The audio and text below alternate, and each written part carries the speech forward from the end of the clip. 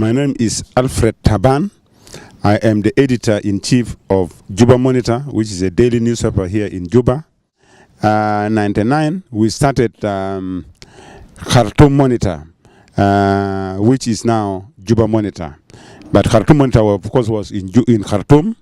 And we faced a lot of challenges in Khartoum because the government did not want to hear the voice of Southerners. And I've been in prison so many times. Sometimes in one day, I will be in prison twice.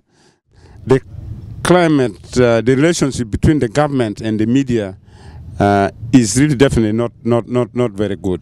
But the infrastructure we have does not really encourage journalism, especially in the print media like ours. When we came from Khartoum, our main problem there was government interference. But here, we discovered there are no printing presses, so we can't print our newspaper. We started to print in Kampala, but it became very expensive. And now, actually, we are printing in Khartoum. And that one depends on the flights that come from Khartoum to Juba. Sometimes, like the day before yesterday, there was no flight. So the newspaper could not come that day. As for the government, this is a problem where I think it has to do with information. Either the journalists cannot access quality information, or the government does not really give enough information, and this is causing problems. Like the murder of this fellow you talked about, this Isaiah Abraham, who actually I don't know, but I understand he's a blogger. His death up to now, it depends on who you talk to. Some say it is the government. Some say, oh no, it is some criminal gangs and so on. Yeah, the issue of print, I think the global issue is also affecting us here. In that many people, instead of going to buy a newspaper, they will just go online and read, because many of the newspapers have got internet services and they can supply their information through the web.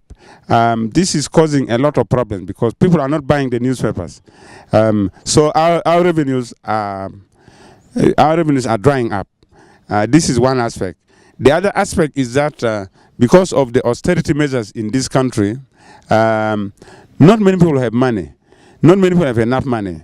So if somebody has maybe 10 pounds in his pocket, instead of going to buy a newspaper, you take it to buy some food. Radio station, TV station is dwindling. So all of them are having big problems.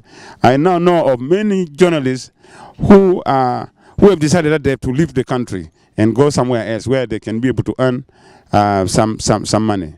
So this austerity measure is causing a lot of problems. 3 media bills that are already in Parliament: the bill on public broadcasting, the bill on right to access to information, and then the South Sudan Media Authority. These are the 3 bills now before Parliament, and they are, of course, very, very important, especially the one on access to information. Because in this country, many government departments don't like to give information. I don't know why. Maybe it's because they wanted to shield the corrupt elements in the government, or they want to not to expose some of the malpractices in the government or whatever.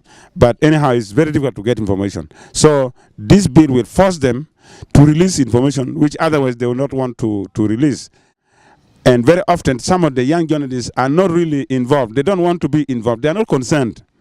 So really, I want all journalists to be concerned about this. These are their laws. How can they be aloof from them? So that's why I was asking all the young journalists who did not participate in making this law to be involved.